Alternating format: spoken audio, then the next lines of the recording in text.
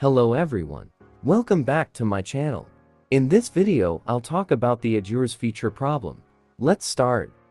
First thing you have to know is that add yours feature is now only available to few countries like Indonesia, Japan, and Singapore.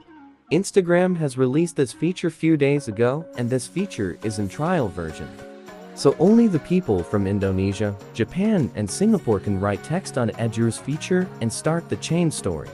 While the people from other countries can take part in add yours story feature but can't start the chain. But some people are not able to take part on add yours story feature and they are not able to tap on add yours. So the reason is that some users are not eligible to use this feature as this feature is in trial version. So the people who can't use this feature have to wait until this feature roll out for all.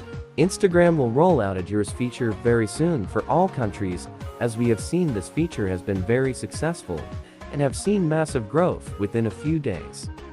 If you are eligible now to use add yours feature, just tap on add yours and upload your story. And if you are people from the country who has got this feature, just go to story and then go to sticker, you will find add yours option. Thanks for watching. Subscribe this channel and press the bell icon for all latest updates.